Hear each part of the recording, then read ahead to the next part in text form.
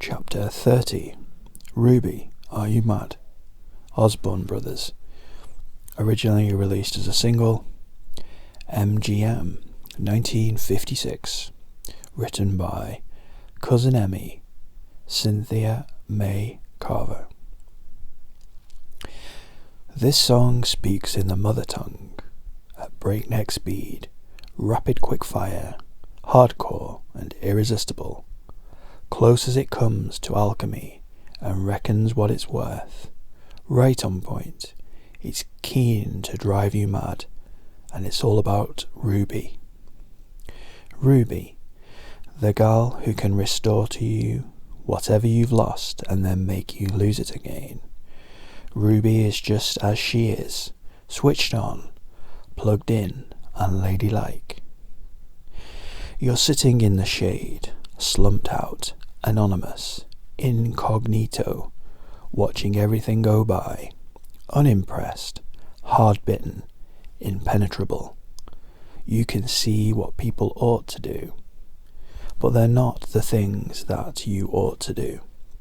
The difference between you and them is like the difference between night and day. You're marching in different parades. This song is a church Latin, has plenty of backbone and pieces of the whirlwind in it. You're the rakish king of life, and Ruby is the royal queen. She is jam-packed, full-bodied, mellow, top-heavy, and in her prime. And you're in on the ground floor. She's quick-witted and has bailed you out of many a tight situation. No statue could be as beautiful, and any description would be an understatement. She's not mad at anybody, calls you Snookums, and you call her Buttercup. She spoofs you, pulls your leg. She's your baby doll. This song is well composed, relentless and slick. Don't be conned by the shovel and spade. This song comes down the pike at lightning speed, jet-fueled, played by wizards at full throttle with blazing motivation. You might have had a squabble with Ruby once, but that's ancient history. All things considered, you're hitched up for good. She's your dream girl. You're her best man and you're hanging on for dear life. This song excavates deep down into the old guard establishment with a shovel and spade, cracking up a grin all the way. This song does not depend on one single thing to get by.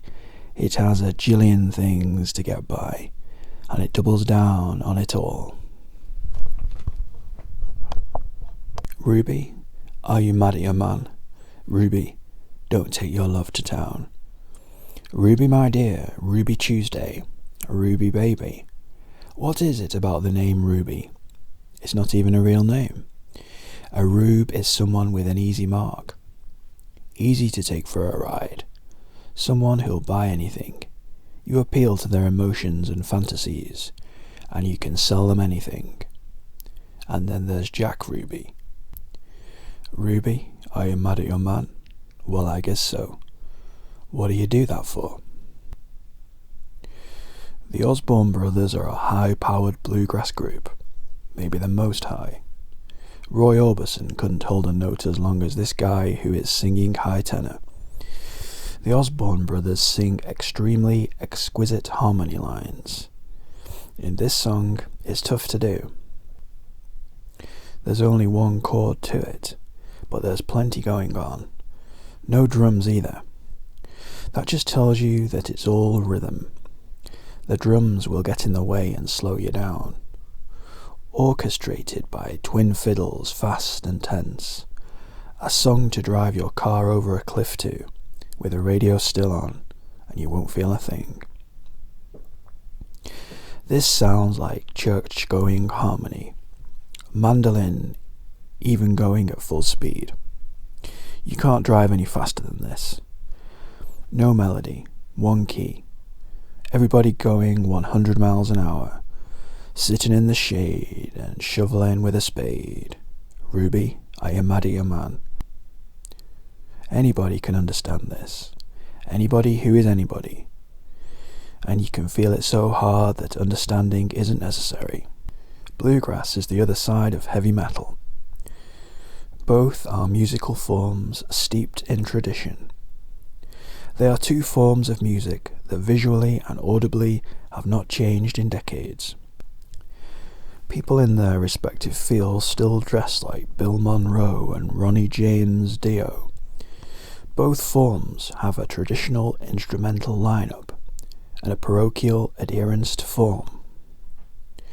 Bluegrass is the more direct, emotional music and, though it might not be obvious to the casual listener, the more adventurous. On this track, Bobby Osborne's daredevil vocal swoops, sustained notes, and the drive of the twin banjos and lightning runs combine to make something so staggeringly propulsive it would most likely make Yngwie Malmsteen scratch his head. This is speed metal without the embarrassment of spandex and junior high school devil worship. People confuse tradition with calcification. We listen to an old record and imagine it's sealed in amber, a piece of nostalgia that exists for our own needs, without a thought of the sweat and toil, anger and blood that went into making it, or the thing it may have turned into. The recording is actually merely a snapshot of those musicians at that moment. A snapshot can be riveting and artful, but it is the choice of the single moment plucked from the stream of moments that makes it immortal. There is a recording of the Osborne brothers at a bluegrass festival maybe 10 years after this record had come out. At that point, it was just one of their hits, not the first release of their first solo record deal. The record had been good to them, and they had probably played it upward of 1,000 times live. They could have just gone through the motions and delivered a credible copy of the record. Instead, the song morphed and grew. Drums were now part of the lineup, and they found a way to incorporate them without gumming up the momentum. A throwaway lick played on the banjo one night was repeated and honed until it became a central riff underneath another part. It was still the same song, but the tiny grace notes and elasticity kept it alive, shook the dust from its boots. Of course, some people cried foul, and those people should have stayed home. And live, as on the record, when the band stops on a dime for those wondrous stacked harmonies before driving home with banjo fury, it is simultaneously tightly arranged and loose with giddy enthusiasm.